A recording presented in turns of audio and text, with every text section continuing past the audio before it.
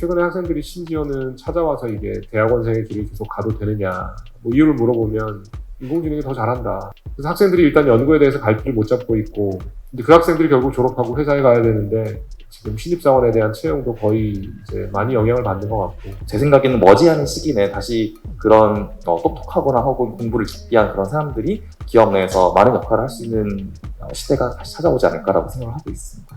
뭐 질문은 이제 C나 파이썬 같은 그런 전통적인 프로그래밍 언어를 여전히 가르쳐야 되느냐, 그런 부분은 필요하다고 생각합니다. 인공지능이 어떻게 미래를 펼쳐질지 그런 뭐 기대나 걱정이나 이런 것 조금 하시나요? 저한테도 조금 공유해 주시면.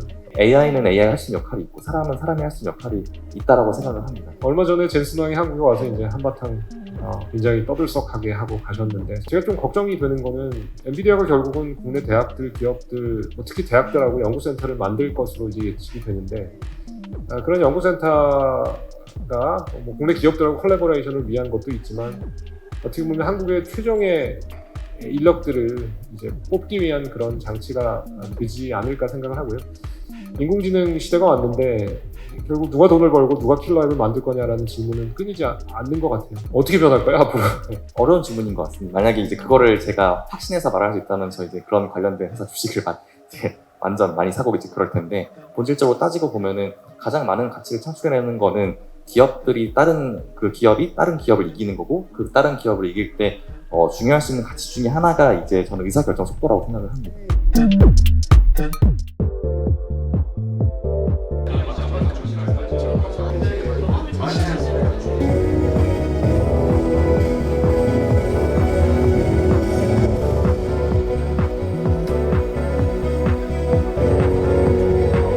최근에 학생들이 심지어는 찾아와서 이게 대학원생의 길을 계속 가도 되느냐, 뭐 이유를 물어보면 인공지능이 더 잘한다. 그래서 학생들이 일단 연구에 대해서 갈피를 못 잡고 있고, 근데 그 학생들이 결국 졸업하고 회사에 가야 되는데 지금 신입사원에 대한 채용도 거의 이제 많이 영향을 받는 것 같고, 그 비슷하게 진짜로 지금 현재 일선에서 많이 그런 거를 경험하실 텐데요. 네. 이제 일하는 방식이 많이 변한 거죠. 일하는 방식도 많이 바뀐 것 같고, 그런 고민은 사실 이제 교수님뿐만 아니라 다른 뭐 동료나 혹은 뭐 선배 교수님들한테도 비슷한 얘기를 많이 들었었습니다.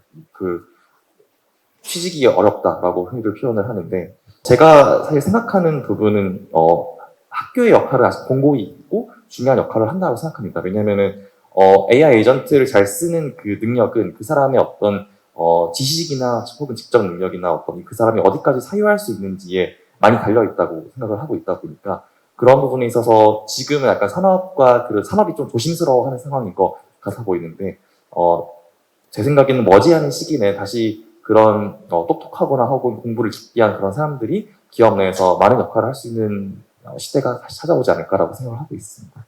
뭐 질문은 이제 C나 파이썬 같은 그런 전통적인 프로그래밍 언어를 여전히 가르쳐야 되느냐, 아니면 뭐 바이브 코딩으로 대체를 해야 되느냐, 뭐 이런 이슈인데요. 이런 질문 많이 받아보셨을 것 같기도 하고 고민도 해보셨을 것 같은데 생각이 궁금하네요. 저 교육 관련해서는 정말 저도 이제 고민이 많았고, 이제 많은 분들이 고민하시고 있는 주제인 걸로 알고 있는데, 일단은 뭐 결론부터 말씀드리면 저는 그런 부분은 필요하다고 생각합니다. 어떤 말씀이냐면은, 프로그래밍이 사실은 이게 클래스고 이게 함수예요, 사실 이런 거를 가르치는 것보다 사실은 어떤 문제를 절차적으로 이해하고 문제를 추상화해서 그 문제를 푸는 능력을 이제 키우는 것도 사실 그런 프로그램이나 그런 거에 저는 본질이라고 생각을 합니다. 근데 그런 문제를 추상화하고 풀어나가는 과정이 사실은 그런 인간의 그런 사고 깊이를 더해가는데 많은 도움을 주고, 그게 이제 AI를 잘 다루는데도 저는 직접적인 연관이 있다라고 생각합니다. 인공지능이 어떻게 미래에 펼쳐질지 그런 뭐 기대나 걱정이나 이런 것 조금 하시나요? 저한테도 조금 공유해 주시면. 사실 최근까지는 뭔가 AI가 사람을 무조건 대체하겠지, 약간 비단 일뿐만 아니라 그런 일상생활이나 혹은 그런 많은 부분에서 AI가 사람 대신에 많이 해주겠지라고 이제 많이 생각을 좀 하시는 것 같아요. 근데 저는 사실은 그거랑 다르게 AI는 AI가 할 수 있는 역할이 있고 사람은 사람이 할 수 있는 역할이 있다라고 생각을 합니다. 그래서 조금 일상생활하고 좀 다른 얘기일 수 있는데, 저희가 목표로 하는 거는 사람이 좀 가치 있는 어떤 일에 집중할 수 있도록 AI가 도와준다라고 하는 것이 좀 저의 모토거든요. 그래서 AI가 대화를 잘하기 때문에 당연히 그런 일상적인 부분이나 그런 걸 할 수 있겠지만, 고차원적인 의사결정이나 혹은 정말 사람만이 할 수 있는 그런 감정적인 교류나 그런 부분들은 저는 이제 물론 AI가 잘 하는 것처럼 보이긴 합니다만 그런 역할은 아직도 사람이 가져갈 수 있는 역할이 좀 있다라고 생각을 합니다. 네. 얼마 전에 젠슨 왕이 한국에 와서 이제 한바탕 굉장히 떠들썩하게 하고 가셨는데 서울대도 오셨었고 굉장히 제가 놀랐던 게 새벽 4시에 젠슨 왕이라고 언급도 안 했고 그냥 엔비디아 이벤트가 있다라고 학교에서 공지를 보냈어요. 구성원들한테. 그러니까 아마 젠슨 왕이라고 직접 언급하기가 조금 부적절하다고 느끼셨던 것 같아요. 누가 봐도 이건 젠슨 왕이 오는 이벤트라는 건 당연히 알 수 있었죠. 새벽 4시에 이메일이 왔고 그리고 아침 일찍 학생들이 신청을 했는데 벌써 다 마감됐다는 거예요. 그래서 이제 1000명으로 끊었는데 1000명의 학생들이 이제 모여서 정말 락스타 같은 그런 분위기를 연출하고 교수님들은 사실 초청을 받지 못해서 거의 이제 교수님 총장님하고 몇 분 빼고는 가지도 못하셨는데 제가 좀 걱정이 되는 거는 엔비디아가 결국은 국내 대학들, 기업들, 특히 대학들하고 연구센터를 만들 것으로 이제 예측이 되는데 그런 연구센터가 국내 기업들하고 콜라보레이션을 위한 것도 있지만 어떻게 보면 한국의 최종의 인력들을 이제 뽑기 위한 그런 장치가 되지 않을까 생각을 하고요. 그랬을 때 엔비디아가 한국에 연구센터를 만들고 거기에 인턴도 뽑고 결국은 취업으로 연결된다라고 하면 국내 기업들에게도 상당히 시사점이 클 것 같아요. 그러니까 엄청난 파괴력인 거고 국내 기업에서 대학에 와서 기업 설명이 아니면 총수가 오신다고 했을 때 그렇게 열광적인 반응을 보일까 1000명 이상이 사실은 지원을 했었죠.